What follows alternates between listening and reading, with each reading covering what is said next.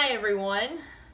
We're going to work on some fraction operations today. So we're going to be adding, subtracting, multiplying, and dividing with fractions. So with this first one, we've got 1/2 plus 1/3. So remember, we've got to have common denominators whenever we add or subtract with fractions. And one way that we can do that is to multiply the two denominators. So I'm going to multiply 3 times 2 to get 6.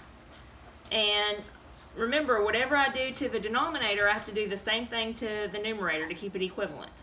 So it'd be like multiplying it by 1. So since 3 times 2 gives me 6, I have to multiply the 1 times 2. So that gives me 2 6, so that's equivalent to 1/3. And then 3 times 2 gives me 6, so I'd multiply the 1 times 3. So now I've got 3 6 plus 2 6, so I've got common denominators, so that gives me 5 6. So that's going to be adding fractions. And then remember, at the beginning of the year we did multiplying with fractions. And this one is actually one that I think is the easiest, because whenever you're multiplying, you don't have to find common denominators or anything like that. You just have to multiply the numerators and multiply the denominators. So if I had 2/3 times 1/4, I would multiply 2 times 1 and get 2, and then 3 times 4 to get 12. So that gives me 2/12. And then if I multiply a fraction by a whole number, let's say I had 2/3 times 3, then I would change the whole number into a fraction by putting a 1 underneath it. So 3 over 1 is the same as 3.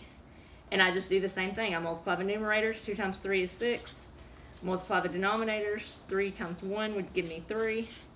So 6/3 is going to be equal to 2, because 6 divided by 3 gives me 2. So that's how we multiply with fractions. Now, I'm not going to do a separate subtraction problem, but I'm going to go back to this one. And you have to get common denominators when you're subtracting.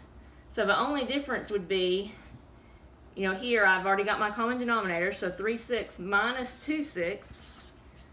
Now I just subtract the numerators, and I keep the denominator the same. So I keep the unit the same.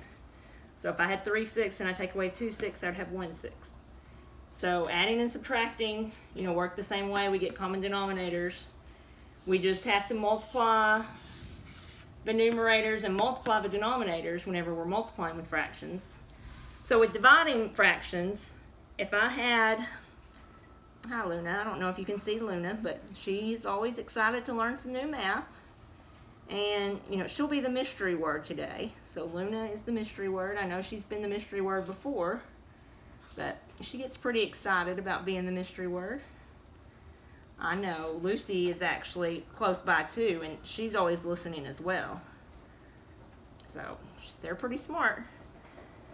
So if I had 4 divided by 1/2, I'm wanting to think about how many halves are in 4. So I can think about first how many halves are in 1. So if I had how many halves are in 1, there's 2.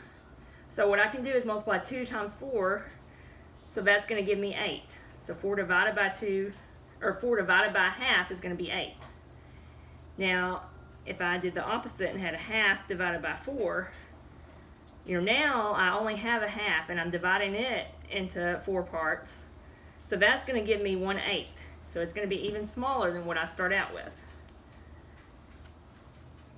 So those are the main things that we work with fractions. The other thing that you would need to know how to do is to simplify a fraction. So if I had 2/12, what I got up here, if I wanted to simplify this, I look for a common factor between the numerator and denominator. And because they're even, I know that 2 would be a common factor. So if I divide 2 divided by 2, I get 1. 12 divided by 2, I get 6. So remember, to keep equivalent fractions or to simplify fractions, always have to do the same thing to the numerator and denominator. So that gives me 1/6. And then, not all the time you can divide by 2. If I had, let's say I had 4/12, well, I still could divide by 2 on this one, but then I would have to divide again because I'd still end up with even numbers. But if I divide by their greatest common factor of 4, I can get it simplified in one step. So 4 divided by 4 gives me 1. 12 divided by 4 gives me 3. So now at this point, you should know how to add, subtract, multiply, divide with fractions, and then also simplify fractions. So let's say I had 3 twelfths. Now these are not even, so I can't divide by 2, but they do have a common factor of 3. So if I divide them both by 3, 3 divided by 3 is 1, and then 12 divided by 3 gives me 4. So that gives me 1/4 when I simplify. And, let's say that I had, we'll say 3/14.